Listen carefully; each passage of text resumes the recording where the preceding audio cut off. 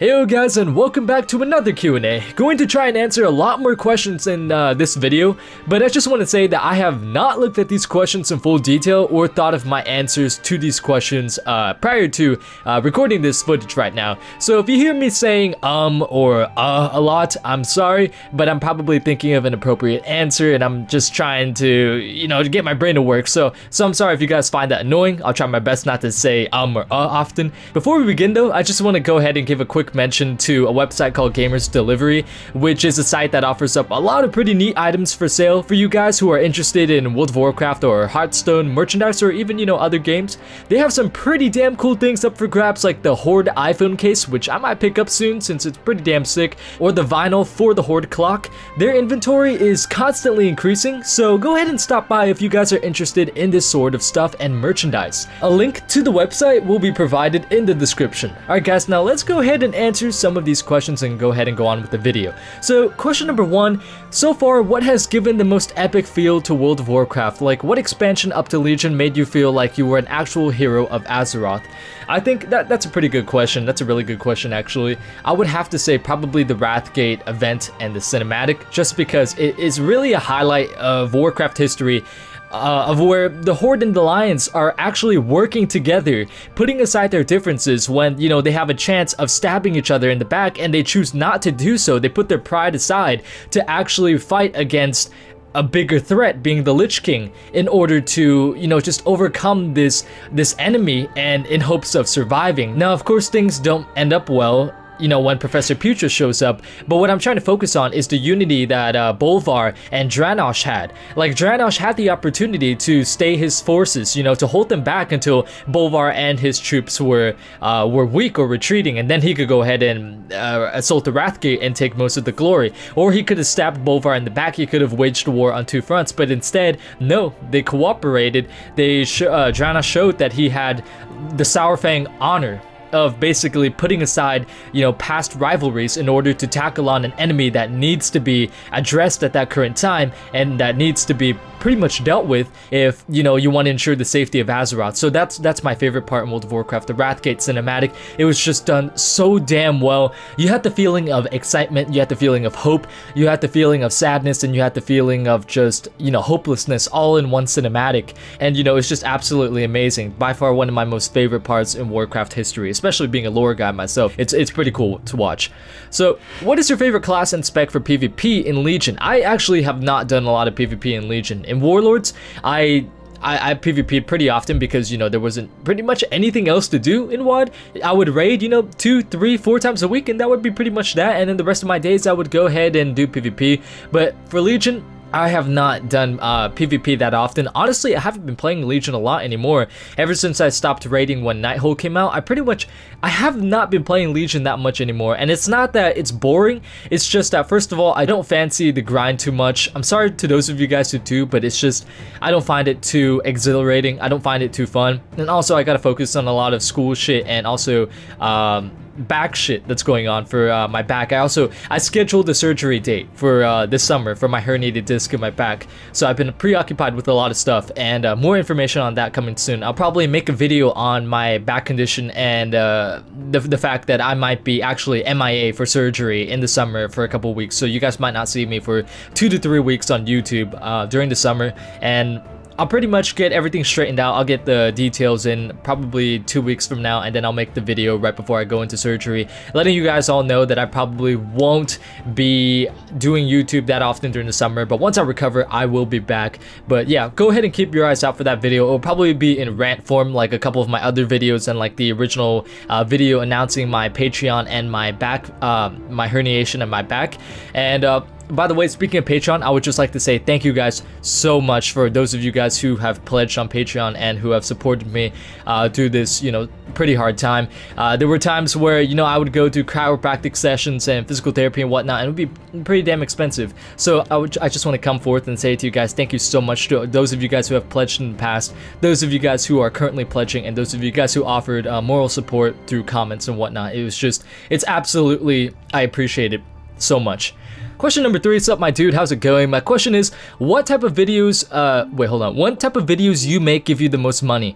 I mean, what's the most rentable type of video you make? I believe in that sense he means profitable. The lore ones, is that because you make so many good lore videos? Asking full out of curiosity.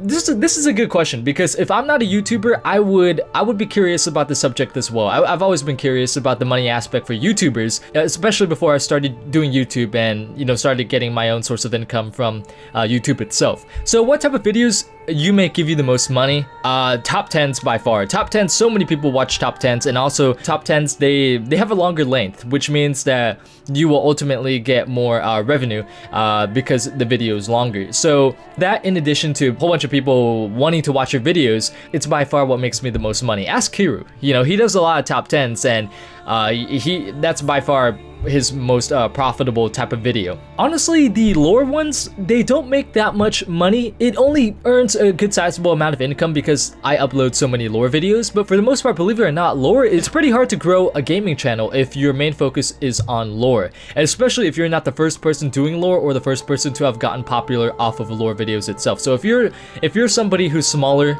and you're trying to get into lore while there's already another big YouTuber who, you know, people already go to for lore, it's pretty hard to get out there. And for the most part, there's only a good portion of the players who play World of Warcraft who are interested into the lore. Some people play World of Warcraft and they ignore the lore entirely. They just want to play the game and be updated on it. So it would be much easier for me to, if I was fully focused on growing my channel, if I really want to focus on trying to earn more money, then I would probably make updates for the game and play the game more competitively and whatnot. I would still be raiding, I would still be PvEing, and I would put out guides often, because people play the game and almost every single person wants to watch a guide on it, but not every single person wants to watch a lore video on it. So yeah, lore videos, they don't make too much, but hey, I enjoy making them, so you know what, fuck it. Question number 4, in real life, how's life?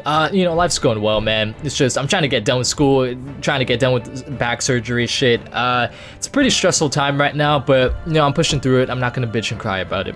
In WoW, what do you think of the warrior spec you play as? I play as Fury right now, and from what I can see on Warcraft logs, Fury looks like it's at the top 3 DPS, which is pretty damn good. Unfortunately, it's the raid tier that I decided not to raid in, so there's that, but for as long as I play, I will always be Fury. There's only been one time where I dropped Fury and actually went a different spec, and that was during High Maul and Warlord of Draenor, because Gladiator DPS spec was just, it was really good compared to Fury in the beginning of High Maul. Or maybe it was like, maybe it wasn't the beginning of High Maul, maybe it was like a quarter into High Maul. I don't really remember, but I do remember Fury was not too well in comparison to Gladiator spec. But for the most part, dude, I love Fury. I will always play as Fury.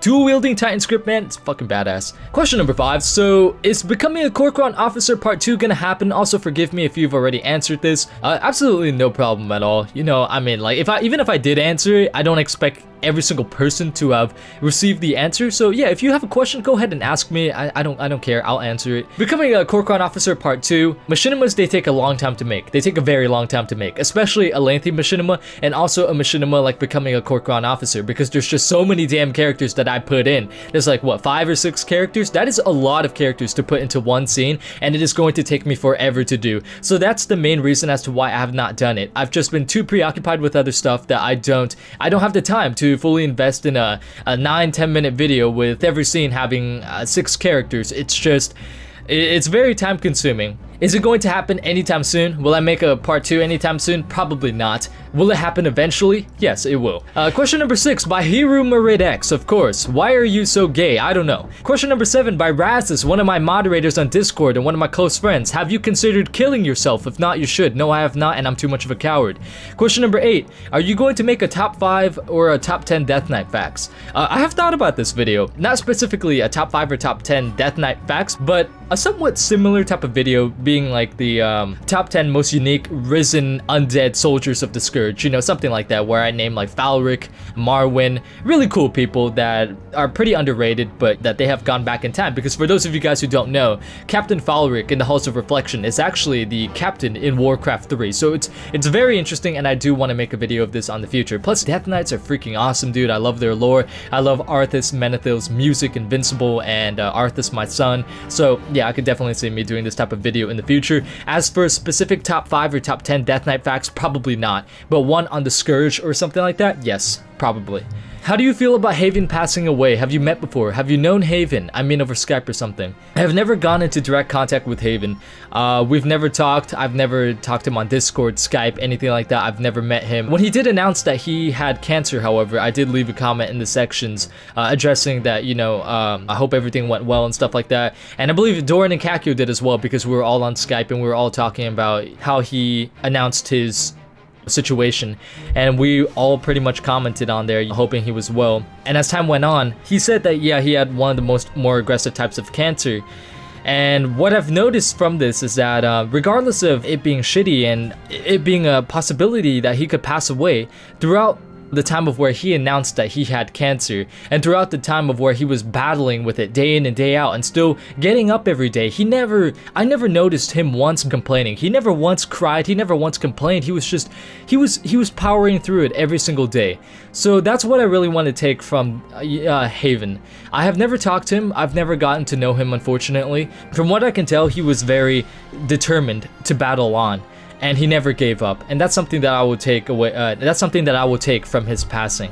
That no matter how hard life gets, you should not give up. Because, you know, Haven did not, even at the last second. And I don't think any of us should have an excuse as to why we should give up as well. So rest in peace, Haven. I hope you're in a better place. And thank you for giving me this lesson. Is there any country you want to visit? No, not really, dude. I'm not really big on the traveling. I'm not a big traveling guy.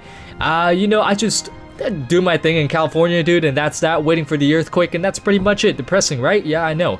So question number 11, why is Kakyo so gay? Dude, I have no idea. I've been trying to research this answer myself, conducting experiments and shit in my basement lab. So if you find the answer, please let me know.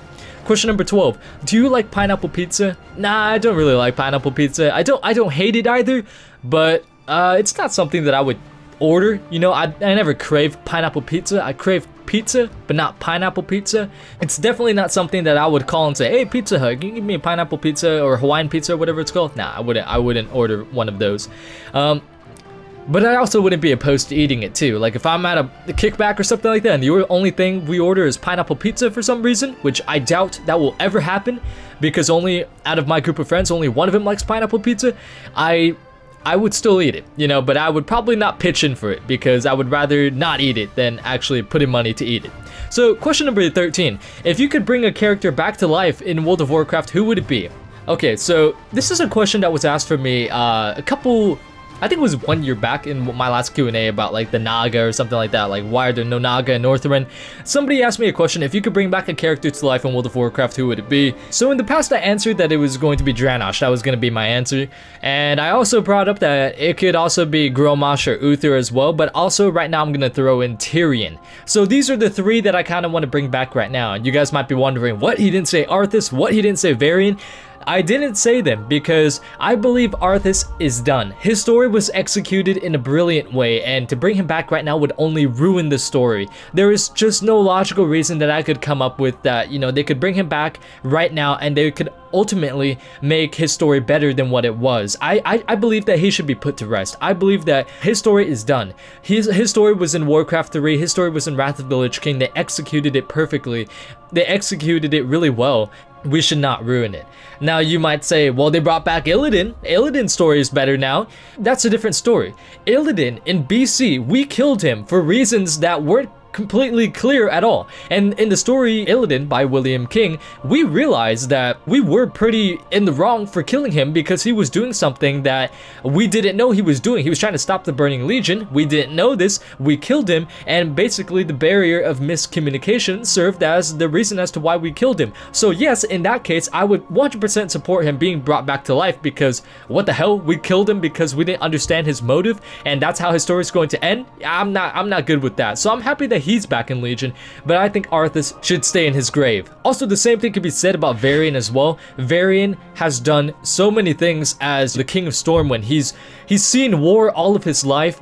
He's been in the spotlight for the longest of times. Now it's time for Anduin to be in the spotlight. And although I love Varian, he's literally one of my most favorite characters in WoW, right up there with Illidan and Arthas. If I had to choose 3 favorite characters in WoW, it would be Arthas, Illidan, and Varian. I just think that he should also be put to rest as well and should stay in his grave, because to bring him back, especially so soon, wouldn't make any sense. So to bring him back, it just, I don't think they could do anything to further, you know, to make his story better than what it originally is. So I think he should just stay dead. And although that sounds pretty sad the way I put it so bluntly, but yeah. So Uther, Grommash, or Tyrion. Now, don't get me wrong, folks. I love all of these guys, but I might have to say Grommash out of the three.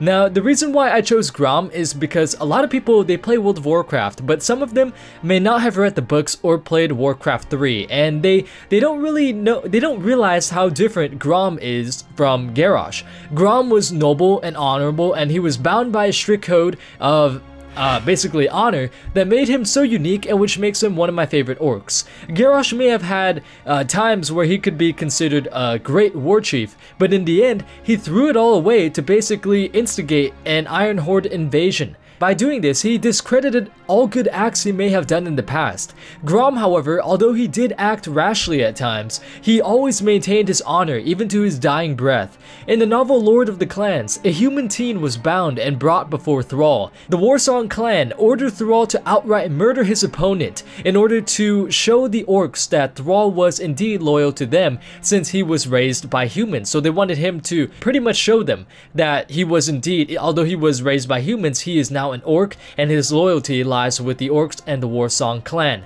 However, Thrall declined, stating that it was a dishonorable act to kill an unarmed opponent, a youth at that, who also poses no threat. This angers the Warsong, but Grom steps out of the shadows and agrees with Thrall's decision by saying that this is what they should have done. Thrall's decision was the right one. Grom did not want any harm to come to this teen, and he definitely did not want the kid to get, you know, outright murdered. So he ordered his troops to unbind the human and take him back to the village without harm. And he put an extra emphasis on the without harm part. He said that if any harm came to him, he would know, and the orc who was escorting him would suffer. This is why if I could bring a character back, it would be Grom.